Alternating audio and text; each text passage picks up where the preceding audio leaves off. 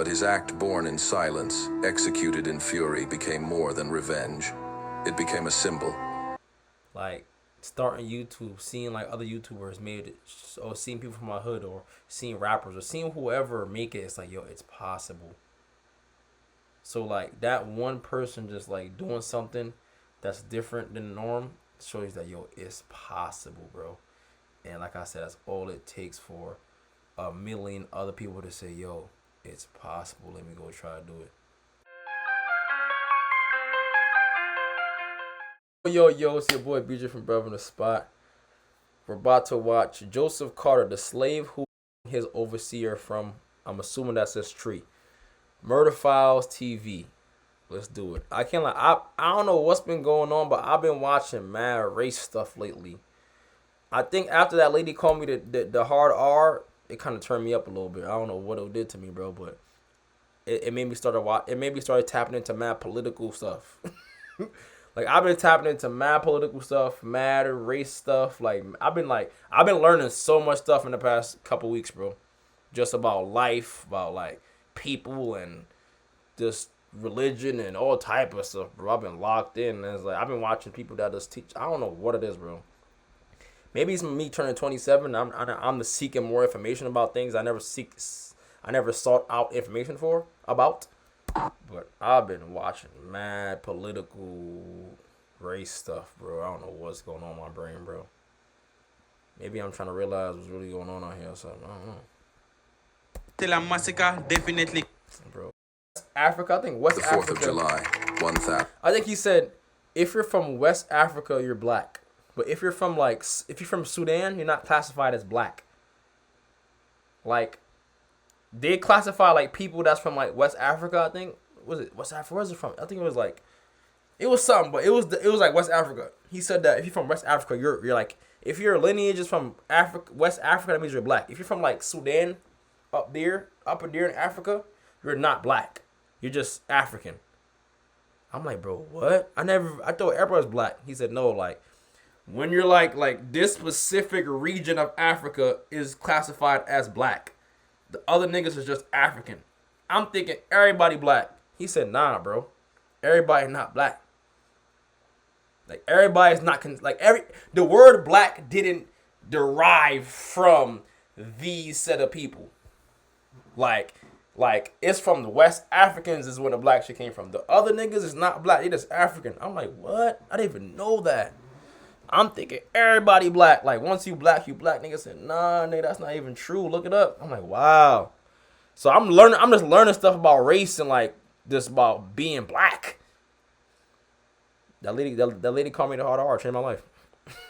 Now I'm locked in to learn what's going on with my race. It's crazy. 1856. While America celebrated freedom with fireworks and speeches, a different scene unfolded on a Georgia plantation. Beneath an ancient oak tree, a man in rags tightened a rope with calloused hands. His name was Joseph Carter, a slave who had no freedom to celebrate. In the silence of midnight, he turned the nation's proudest holiday into a trial of blood. The overseer who once cracked the whip now gasped for air under the same sky that proclaimed liberty. On Independence Day, freedom spoke not through words, but through the noose of a man who had none. Joseph Carter was born in chains. His first cries rose not in a cradle, but in a wooden shack, where air smelled of sweat, ash, and sorrow. His mother sang lullabies to drown the crack of the overseer's whip, but even her voice carried a tremor of fear. Childhood. I'm not gonna lie, yo, it's kind of so crazy, bro. Like, it's kind of so crazy. Like, when you really learn about like race and like white supremacy, like all this stuff, like you really realize that, like, yo, some people that are white are really evil, bro. Like, you got, I'm not saying everybody, but like some of them niggas is evil, bro.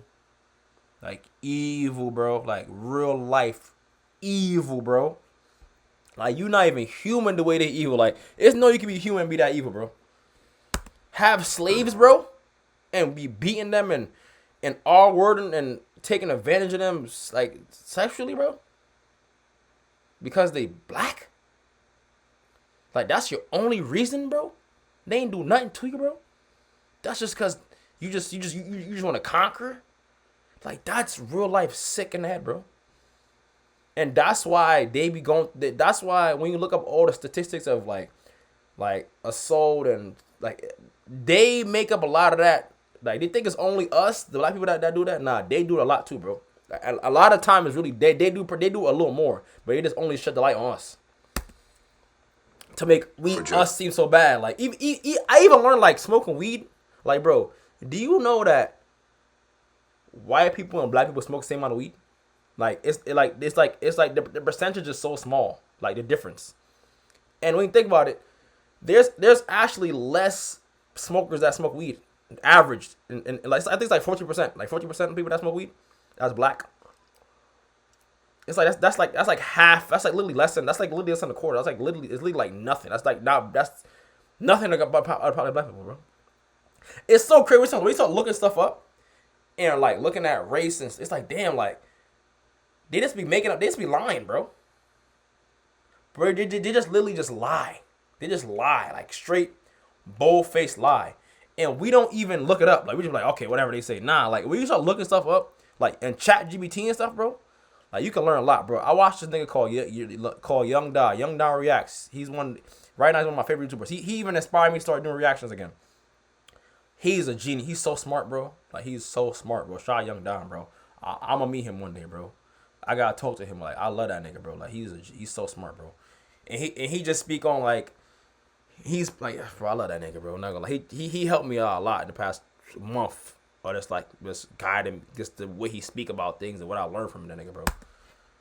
Joseph was measured not in toys or lessons, but in calluses on tiny hands and the ache of hunger in an empty stomach. The plantation was a divided world.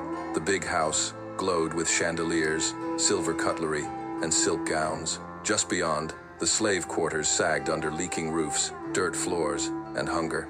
The contrast shaped Joseph's vision. He learned early that silence kept you alive, that to watch without speaking was safer than to dream out loud.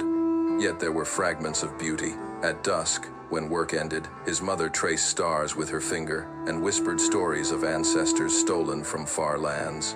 The old oak tree on the edge of the fields became his secret companion. Its branches stretched wide like open arms, a cathedral without walls.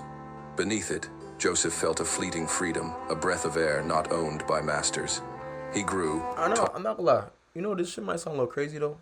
Like since I it's kind of crazy. Like, I know I'm black and shit, right? But like, I feel like now, like as I mature, like I really feel like I'm connected to my people. Like, I really feel like nah, like I'm a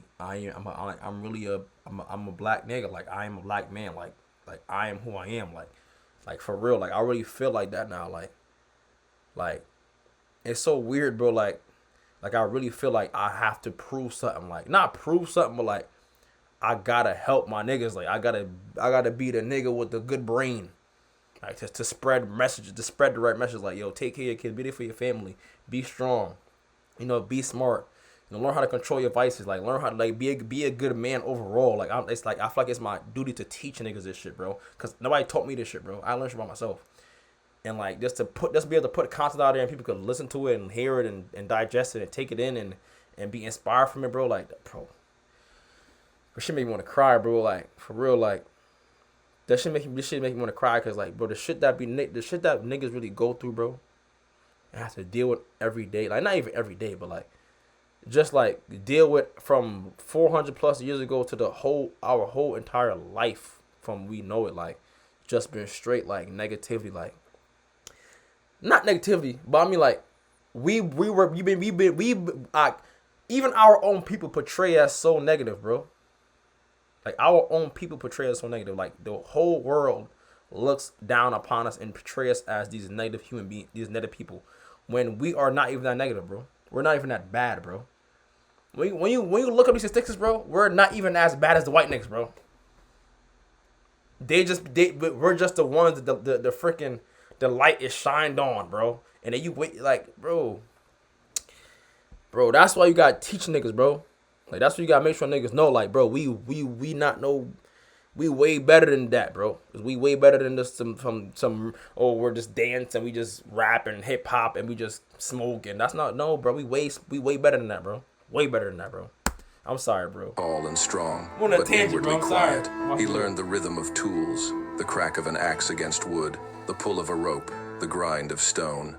Each sound became part of his memory, part of a skill that would one day serve another purpose. Others laughed or sang, but Joseph observed. His eyes held storms that words could not name.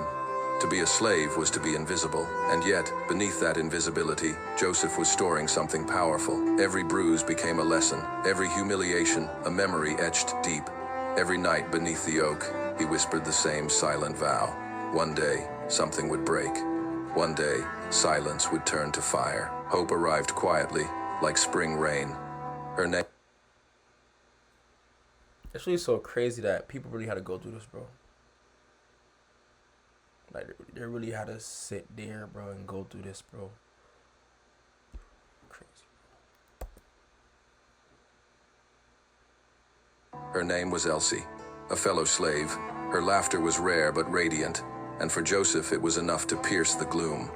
In stolen moments, a glance across the fields, a whispered word while carrying buckets. And that's why I would never in my life not date a black girl. I would never in my life not have a fucking black family, bro. Never in my life, nigga. I don't give a fuck. I would never hate black women, bro. Never, bro. Never. Never. I don't care if they how much they cheat on me, how much they do this, how much they whatever they want to say back so bad about them. I would never in my life turn my back on black women, bro. Never in my life, nigga. I don't care how much I gotta deal with them. I'll deal them till I'm dead. I'll deal them till I'm dead. I'll never turn back on them. I'll deal with them and heal them and help them and love them and deal with their problems and help them fix it and get over there and marry one. Never will I ever not marry a black woman. You niggas is crazy, bro. Marrying, well, y'all niggas is dumb, bro. Y'all see what these niggas be doing to us, bro? Y'all want to marry white people, bro? Nah, I'm not. I'm all right. My fault, child. Do what you want. I'm sorry. Let me not get too deep into it. Live your life, brother. For me, though, and what I believe in, we going black. If you want to marry white, bro, do your thing, bro. If you want to marry outside your race, bro, as long as y'all happy, bro, do your thing, bro. I don't want to be the type of nigga, bro. I'm not. That's not who I am as a whole. Do your thing. I'm not a judger. Do your thing, bro. If you're happy, do your thing. But for me, black, or I don't care if she the lightest of skin or brown. Well, as long as she black or she Caribbean and she got something in her, it's getting done. They built a fragile from the dream. lightest to the darkest. They spoke nigga, of freedom. all black. I'm sorry. I'm sorry. Saving I'm going too coins, deep. of a life beyond Watch the video. fences. For the first time, Joseph believed waiting might be worth it. Then came the overseer. Asa Whitlock, with his false piety and iron hand, saw Elsie not as a human, but as possession. One night, her cries pierced the quarters. By morning, she was gone, sold south, traded like livestock. No goodbye, no promise kept, only absence, heavy as death. The dream collapsed. Joseph searched the oak tree for comfort, but its shade felt colder than before. He remembered Elsie's voice, how she once said, "Patience, Joseph. Freedom will come." But freedom never came. Instead came betrayal, violence, and the brutal lesson that waiting meant losing everything. His heart changed shape. Where hope once lived, fury began to grow. The rope he used daily for hauling logs now looked like a weapon. The axe he swung to split wood became an extension of his will. Even silence, once his shield, sharpened into a blade of intent. Joseph realized something with terrible clarity. No man would hand him freedom. No master would grant it. If freedom was to exist, it would be carved with his own hands. Exactly. Nobody here to save you, bro. Nobody here to give you nothing. Fight! Fight! Every day. Fight for what you want, bro. Fight. I know it's hard. Fight. Don't let these niggas win, bro. Don't let these niggas win, bro. Claimed with his own blood. From that night forward, every step carried a hidden fire. And when I say niggas, I'm not talking about like people. I'm talking about spiritual entities, anybody. Just don't let them win. You know what you believe in. You know what you stand on. I know when shit get tough, you always stay strong, my nigga. Stay strong. Don't let these niggas win. He did his tasks, he bowed his head, he obeyed the shouts. But beneath the mask of submission, a vow burned. Asa Whitlock would pay. Those who profited from pain would answer. And when that day came, it would not be whispered. It would be thunder under the oak tree. Preparation began not with shouts, but with silence. Joseph watched. He studied the overseer's footsteps, the rhythm of his patrol, the way Asa Whitlock paused before meals and where he kept his keys. He noticed the drunkard's stumble, the younger master's late-night wanderings, the small cracks in their fortress of power. Knowledge became his weapon. Every task was a rehearsal. Splitting logs hardened his grip. Knowledge is power. And knowledge will always be power. Knowledge is damn near better than physical power. I would say it is, for real. Because if somebody can outsmart you, I could be bigger than you. But if you know how to fight, that's knowledge, bro. I can't beat you up. No matter how big and strong I am, if you mentally know how to fight, like just off IQ, like I know how to throw my hands in no angles, you're going to win, no matter how big a nigga is. Knowledge is always power. Knowledge will always win over anything. Once you're smart, nobody can beat you, bro. Grip. Tying bundles of rope sharpened his sense of knots. Sharpening tools at the grindstone taught him patience, the slow birth of an edge capable of cutting more than wood. Each act of labor, imposed by others, became practice for the day he would impose his own justice. The oak tree stood as his confidant. By day, it was shade from the burning Sunday. By night, it was the silent witness of his vow. He tested ropes there, feeling their tension, listening to the fibers strain. The wind through the branches whispered possibilities. The tree, older than masters and slaves alike, seemed to lean toward him as if waiting for the moment when its limbs would serve a different kind of harvest. Joseph said nothing. To speak was danger, so he moved with masks, obedient eyes, bowed head, steady hands. Yet under that mask lived a pulse that refused to slow. His heart drummed with a rhythm no overseer could hear. Others sensed a change. Some whispered that Joseph carried storms in his silence. Children avoided his gaze. The old prayed for him in secret, afraid of what fire might come, but no one spoke aloud. In the quarters, silence was survival. And so Joseph prepared not with plans written on paper, but with breath, muscle, and memory. Each day fed the hunger. Each night deepened the oath. The overseer believed control was eternal. Joseph knew eternity could end with one rope, one moment, one... That's a fact. Shit, I should get end that fast. One bullet, one punch, one mistake, and yeah, shit, just your lights is out. You're done for. Okay. One strike in the dark. Asa Whitlock wore cruelty like a second skin. By day, he quoted scripture, pretending to be a man of order. By night, he prowled the quarters, taking what he wanted. His hands carried both the Bible and the whip, each tool twisted into an instrument of fear. To the masters, he was loyal. To the slaves, he was terror itself. He was not alone. A young master, barely a man, but already swollen with arrogance, haunted the fields with lustful... Use the Bible to keep people in check, and use the whip. They use the Bible to keep you in check mentally. And it's not a religious battle. I'm not saying nothing wrong with Christianity. I'm just saying what they did. They used the religion to keep you stuck, to keep you under control mentally in their control, way of controlling. They used the whip to keep you in control physically. They use fear and knowledge to win, literally. Eyes. He treated enslaved women as if they were offerings for his boredom. Behind him trailed laughter, the kind that left scars deeper than lashes. And then there was the drunken overseer, a brute with more rage than thought. His whip cracked not to enforce labor, but to remind bodies they belonged to him. He struck whether the row was straight or crooked, whether the bucket was full or half empty. Drink fueled his arm, but cruelty fueled his grin. Together, these men formed a trinity of oppression, greed, violence, hypocrisy. They built a wall around Joseph's life, one stone of humiliation at a time. Every order barked, every lash delivered, every night of stolen dignity, all of it pressed like a weight on his chest. The oak tree saw it all. It watched as Asa struck an old man too weak to lift cotton. It heard the cries of women dragged in the dark. It stood through nights when the overseer's lantern flickered across the shacks like a predator's eye. For Joseph, each act of cruelty was no longer just pain. It was evidence. A list etched into his bones. He named them silently under his breath. Asa, the false saint. The young master, the predator, the drunk, the beast. Their sins were heavy, and he would become their reckoning. Asa. They thought themselves untouchable. They believed law and whip would guard them. But power... Did he call him Asa and not Masa? Because he's calling Massa. Is like he taking an M and calling them Asa. That's what he's doing. Joseph knew was a mask, and masks can be torn away. The oak tree waited. Joseph waited with it.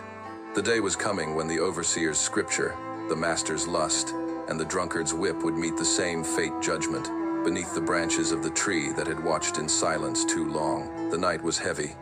Heat lingered in the air, thick and breathless. Crickets fell silent, as if the world itself was holding its breath. Joseph moved like a shadow, rope coiled at his waist, axe in hand. The oak tree loomed above, its branches etched against the moonlight. He had chosen the weakest link, the drunk overseer, a man who staggered through nights, bottle in one hand, whip in the other. His cruelty was constant, but his guard was low.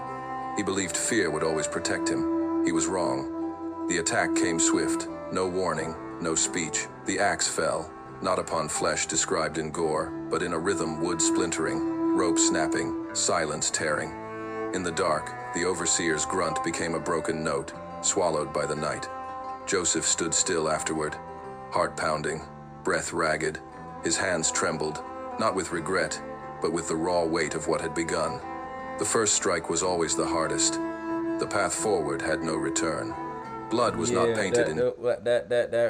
That's like once you break that barrier down, like it's always, like I say, it's always hard to say to start. Starting is the hardest part, but once you start and you get that flow, it becomes easy. So if it's your first time doing something, starting is gonna be the hardest part.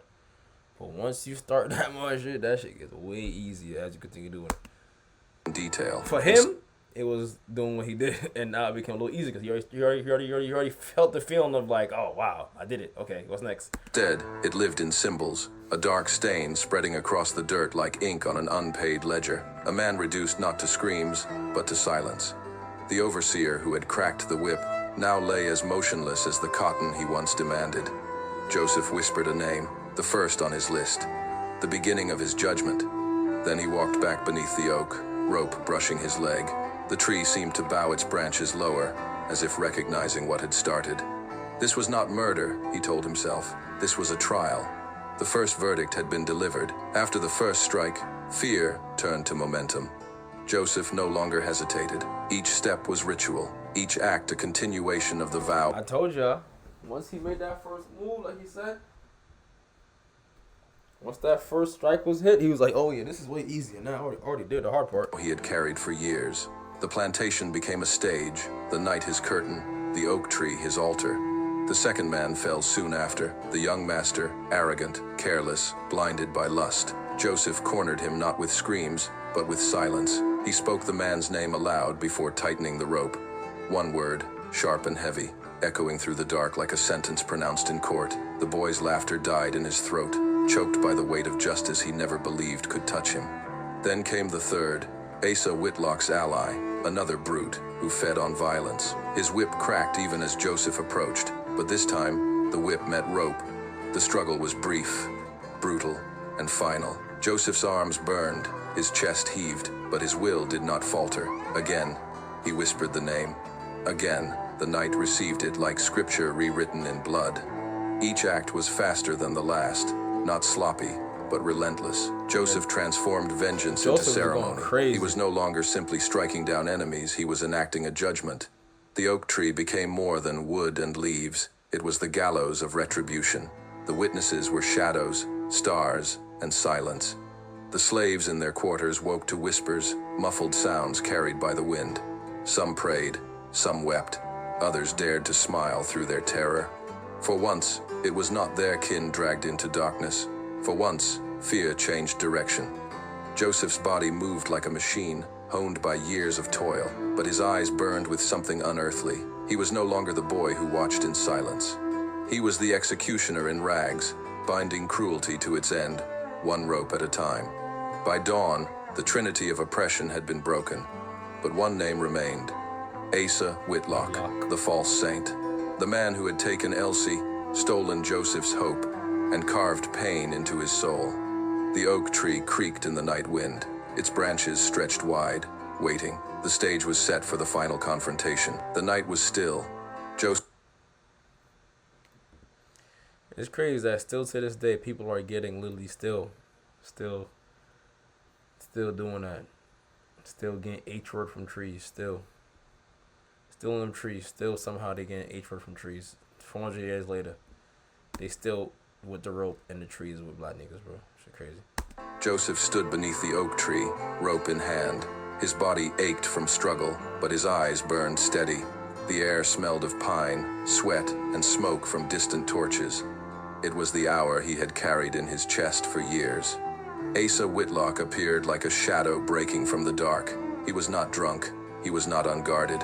He came with the confidence of a man who believed himself immortal. Bible tucked under one arm, pistol at his hip, a sneer fixed across his My son lips. got a pistol now? So it was you, Asa said. His voice was calm, too calm, like a man lecturing a child. You think you can judge me?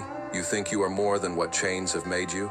Joseph did not answer. Words had no power anymore. Only the rope spoke for him. He uncoiled it slowly, the fibers whispering Yeah, I'm against not the gonna lie. ground. I realized that too. Like sometimes in life, like sometimes words don't like you can't. There's no more you can do with words. You just have to do actions. Like there's points in your life where words just stop working. You explaining yourself, you apologizing, you trying to talk things out, you trying to work things out. And sometimes all your efforts with your words don't work until you punch somebody in the face, or until you stop talking to somebody, or until you block somebody, or until you just leave somebody alone. That's when stuff start making sense. But before, it's just like I'm talking too much, and a lot of the time you're just talking too much. You just gotta start putting BTA, literally, whether that's physically, emotionally, mentally. Just gotta start. You feel me? Something gotta give. The words not working no more. Ground. The insects were silent. Even the wind seemed to stop. The oak tree stretched its limbs, a silent witness, as though bending closer to see. Asa drew his pistol, raising it high. His hand did not tremble. He was the master here. The law, the whip, the word of God all claimed to be his. Kneel, he ordered. Joseph stepped forward. No bow, no plea, just steps. Each one Asa got the gun on Joseph. Okay. firm, each one echoing in the dirt like a drumbeat. The two men met in the clearing of moonlight, slave and overseer, victim and tyrant, judge and condemned.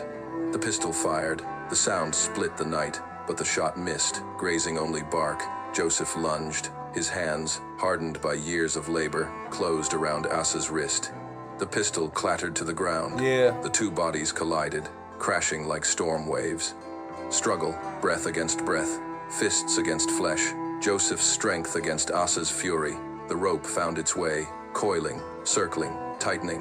Asa cursed, spit, thrashed. But Joseph's arms did not falter. His silence was heavier than any shout. When the rope tightened fully, Asa's eyes widened.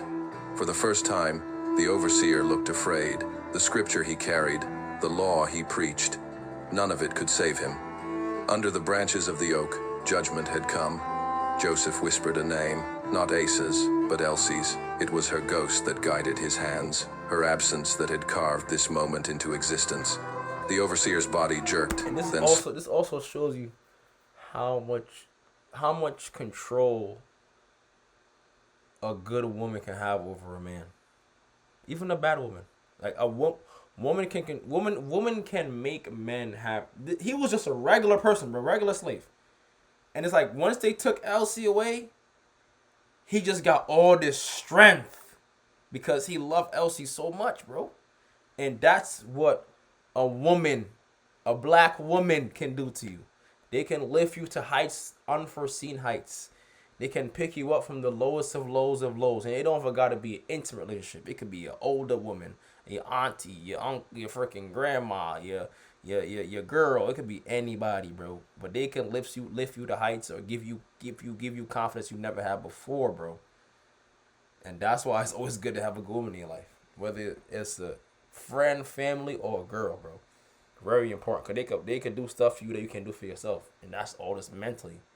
From what they just teach you and tell you and pour into you, or just the love and respect you have for them could just he want to get up and say, yo, I'm doing this. I'm being better. I got to take care of my family. You feel me?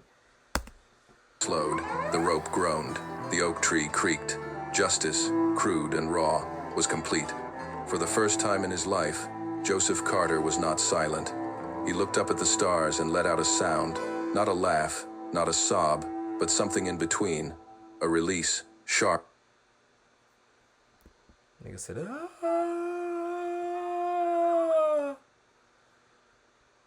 let out a big, dirty, nasty scream. Let out mad pain and all that pain he had held in from being silent. Let all that shit out. Sharp and broken, dawn revealed what the night had hidden. The plantation woke to chaos. Bodies hung limp from branches, swaying like broken fruit. The air was thick with murmurs, cries, the rustle of frightened footsteps. The masters shouted, the slaves whispered. The oak tree stood heavy with its burden, a monument carved not of stone, but of flesh and rope. Joseph was found at its base, rope still in his hands. His face was calm, his eyes distant, as though fixed on something far beyond the plantation. He did not run, he did not beg, he waited. They dragged him to the county jail. Chains clinked against his wrists, heavier than any he had worn before. Crowds gathered, eager to see the man who had shattered order. Some spat, some stared. A few lowered their eyes, unwilling to look directly at the defiance in his face. The trial was swift. It was no trial at all. The verdict was known before the judge opened his mouth. What did you have you eaten sap from me without working on anything, listen to music? This is based on Joseph Carter. I think his name was Joseph Carter. I don't see what she said, bro. Damn. I mean, yeah. I think I definitely sat, without doing nothing. Took some time, yeah. Yeah, I did something a little bit today, but Guilty, for the most part of the death. day, Janie, I work out. I sit for a little bit after I eat, like 10, 20 minutes. I watch a video, and I come back, take a shower, I come back to work. No, not really, but when I go lay down, I'm gonna take some little bit of, I guess, some time to myself. By hanging. I'm off tomorrow. The irony so was cruel. The executioner in rags would himself be executed by rope. Through it all, Joseph remained silent. His silence unnerved them more than screams would have. He refused to curse. He refused to plead. He refused to give them the satisfaction of fear. On the morning of I'm not trying to hear what? his execution, they led him to the gallows. The crowd was restless. Children perched on shoulders. Women clutched shawls. Men muttered about justice, about order, about punishment. Joseph looked beyond them all. His gaze was steady, almost serene. The noose dangled above. The hangman adjusted the knot. The rope creaked. Joseph's hands did not shake. When asked for last words, he finally spoke. His voice was quiet, but it carried. Justice hangs higher than kings. The trapdoor fell. The rope snapped taut. Joseph's body swung in the morning light, framed by the sky he had once They executed him in front of everybody? Damn. stared at as a boy under the oak. The crowd gasped, then fell into silence. For a moment, it seemed as if even the wind paused. What hung there was not merely a man, but a question, a shadow across the nation's celebration of freedom. The overseers were gone, the oak tree still stood, and Joseph Carter, the slave who became the executioner in rags, was gone too, but not forgotten. His death was a punishment. His silence, however, was a message. The oak tree remained. Its branches still reached toward the sky, but now they carried a memory that could not be erased. 3 overseers and a young master had fallen beneath its shadow. Asa Whitlock had swung from its limbs, gasping his last where he once commanded obedience. For days, the sight haunted the plantation. The masters moved quickly. They spoke of rebellion, of chaos, of punishment. They turned Joseph's act into a warning. This is what happens when order is broken. The gallows in town became their theater of control. His body hung. Yeah, and like I said, they still using the fear tactic. Like, okay, you want to act out? Boom, this will happen to you. Like, they still using fear to still win. Even though somebody still did what they had to do, they're like, okay, you know what? You want to act out? I'm like, all of y'all watch and see this. You want to act out again? This is what happened to you. Still using that fear to control them. But facts, Jeannie. I definitely got it. Tomorrow I'm chilling though. Tomorrow I'm gonna chill until late. I'm gonna take some time to myself tomorrow because I do have these past couple weeks I've been straight just reacting, going to work and coming home and shit. I do need a little break though. To honor justice, but to remind others of fear. Yet fear did not spread the way they hoped. In the slave quarters, silence turned into whispers, whispers into stories, stories into embers. Men and women who had bowed their heads now lifted their eyes, if only for a second. For once, they had seen a man who struck back. Especially in those times where everybody's just going with it. Like, it takes one person to start a revolution, bro. One person, bro. Because once one person do something different that everybody know what I used to, then I'm like, oh, wait, it's possible? All right, copy. Now I'm going to try too. One person, bro. One person. To inspire the masses. The slaves did not cheer openly. They could not. But at night, when the fields lay empty and the air carried only the sound of insects, some knelt under the oak tree and traced Joseph's name into the dirt. Others whispered Elsie's name, as if to remember not just vengeance, but love stolen too soon. The overseers were replaced. New whips cracked. New masters preached order. But shadows lingered. Every time a rope was coiled, the story of Joseph Carter flickered in memory. Every time a hymn rose at dusk, his name drifted between verses. For the masters, it was a tragedy. For the slaves, it was a prophecy. Joseph's death proved two truths at once, that resistance demanded a terrible price, and that resistance was possible. Children grew hearing fragments. That's a fact. Basically, like, yo, like, yeah, like, if you do go against what is the norm, bad stuff can happen to you. But the fact that you now know you can go against the norm, it's up because now you know it's possible. Now you know you could do it. He could do it. She could do it. Not it's crazy because that one man probably sparked so much other people to just like act out and do other things and just try to escape. Of the tale, the man in rags, they called him. Some feared the story, others held it like a shield. Either way, it lived.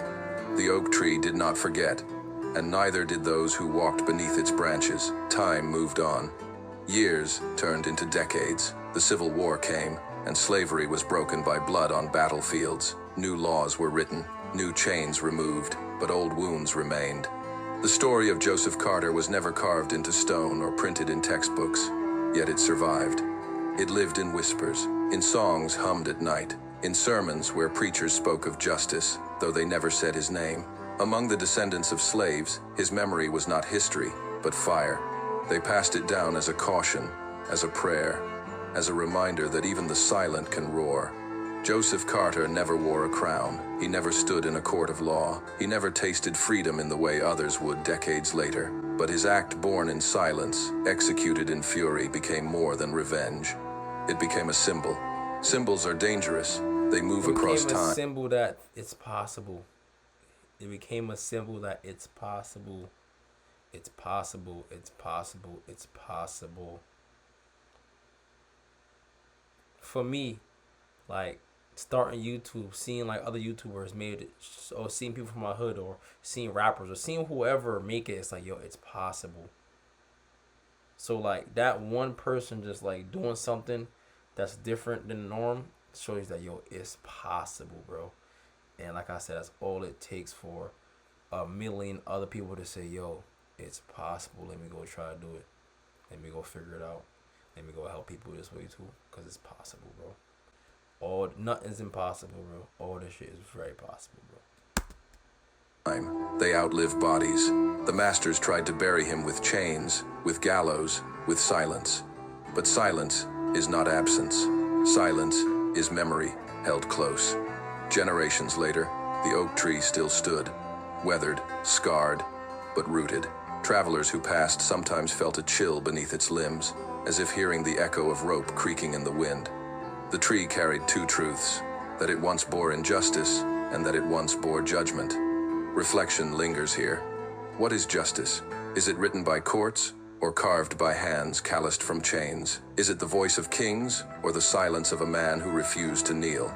Joseph Carter died in rags, but rags can clothe dignity. He died as a slave, yet in his last act, he was freer than those who owned him. His story asks us to look closer at the contradiction of freedom celebrated by some while denied to others, at the cost of silence, at the power of a single voice, even when it speaks only through rope and shadow. The executioner in rags has long gone to dust, but his question remains, and it hangs higher than kings. Damn. Damn, that was a deep right there. That was a good video right there. Wow, that was amazing, bro. Shout out my nigga Joseph Carter, man. That was amazing. I'm not gonna lie, that was amazing. Like, that was a good video. I really enjoyed that. Wow. Anyways, hope y'all enjoyed the video. I'm out the spot scheming.